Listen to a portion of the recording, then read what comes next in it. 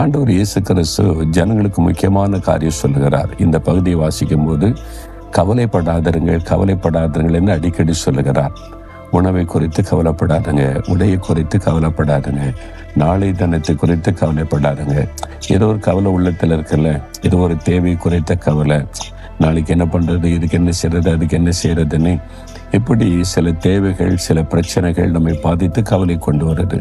இயேசு சொல்றார், கவலைப்படாதுங்க. கவலைப்படாம எப்படிங்க இருக்க முடியும்? இதெல்லாம் காரியம்லாம் இருக்குதுன்னா உங்களுக்காக கவலைப்பட ஒருவர் இருக்கிறார், பரமபிதா. அவர் உங்கள் மீது கவலைப்படுகிற அக்கறை உள்ள ஒரு தேவன். உங்களை போஷிக்கணும், உடுத்து வைக்கணும், உங்களை ஆசீர்வதிக்கணும், உங்களை தேவைகளை சந்திக்கணும் அவருக்கு தெரியும்.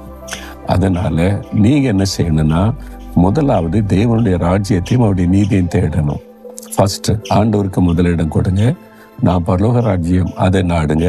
நான் இந்த மரணத்திற்கு பிறகு நித்திய காலமாய் வாழப்போது பரலோகத்துல. இந்த பூமியில 70 வருஷம், பலத்தின் மிகுதினால் 80 வருஷம், அவ்வளவுதான் வாழ்க்கை. ஆனால் பரலோகத்துல தான் நித்திய காலமாய் நம்ம வாழ போகிறோம். ஆண்டாண்டு காலமாய் லட்சமான ஆண்டுகளாக அழியாத இந்த வாழ்வு, அது கொடுக்கத்தான் இயேசு உலகத்தில் வந்தார். இயேசு சிலுவையிலே மரித்து உயிர்த்தெழுந்து அவர் தான் வந்து உயிர்த்தெழுதலின் முதற் பலனானார்.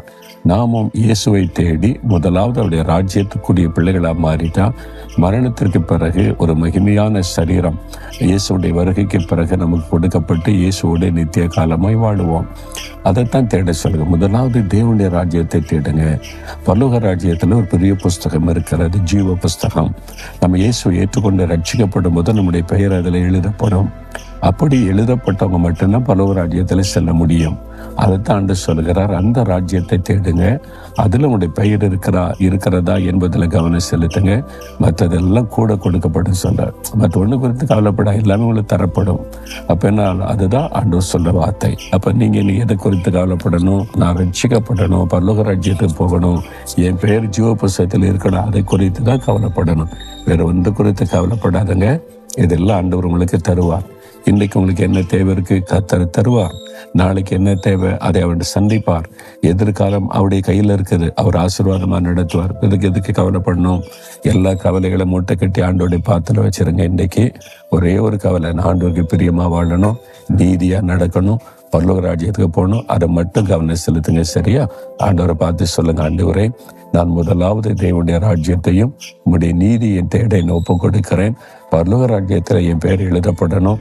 நான் மரணத்திற்கு பிறகு நித்திய காலமாய் உம்மோடு இருக்கணும். இன்றைக்குள்ள என் காரியத்தெல்லாம் நீங்க பார்த்து கொள்ளுவீங்க. இனி நான் கவலைப்பட மாட்டேன். எனக்காக கவலைப்பட நீங்க இருக்கிறீங்க. நீங்க பார்த்து கொள்ளுவீங்க. இயேசுவின் நாமத்தில் ஆமேன், ஆமேன்.